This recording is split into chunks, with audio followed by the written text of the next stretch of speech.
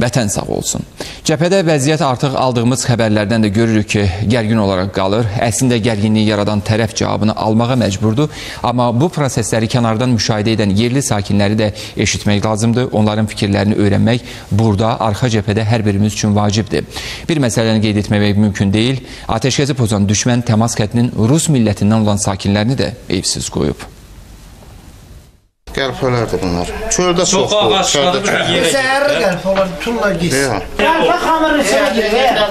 Erməni hərbi birləşmələri cəbhəyanı yaşayış məntəqələrimizi atəşə tutmaqda davam edir. Ötən gün gecə saatlarında Tərtərin yaşayış məntəqələri ağır artilleriya qurğularından şiddətli atəşə tutulub. Nəticədə rayonun Qaraqoyunlu kəndində bir neçə evə mərmi düşüb. Bu şüşələrin hamısını qırıbdır. Burada qəlpənin yerinə bax. Çöldə heyvanları yerləşdirirdim. Böyle 3 dənəsi gəldi dalbada. Biri düşdü bura, ikisi də ötdü keçdi bizdən.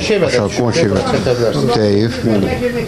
Biri də getdi, orada sahəyə düşüb. Qaynaq qapanlı tərəfindən idarənin ağzında biz durmuşduq. Gördük 3 dənə göynən gəldi. Biri buranı vurdu, biri də bu qonşu ev var buradan. O qonşu evə dəydi, biri də sahəyə düşüb. 3 dənə. Xəsarət yoxdur, evi adamları hamısı çöldə olublar həmən bax. Müəyyən edirik ki, başqa yerlərdə düşən mərmiləri müəyyən edirik ki, hara düşür. Top mərmisi tank mərmisinə oxşuyur. Amma bütün bunlara baxmayaraq yerli sakinlər ordumuza güvənərək öz təsərrüfat işləri ilə məşğuldular. Milliyyətcə Rus olan Vera Əliyeva da öz evini tərk etməyəcəyini deyir. 45 ildir ki, burada yaşayıram. Ən yaxın qohumlarım burada qalır. Bu evə bir baxın. Görün necə bombalayıblar. İnsanlar həlak olur. Bizim övladlarımız, nəvələrimiz niyə ölməlidir? Çox təəssüflənirəm. Deməyə söz tapa bilmirəm. Mən Rus olaraq heç yerə getmək fikrində deyiləm. Niyə getməliyəm? Ölənə qədər burada yaşayacağam.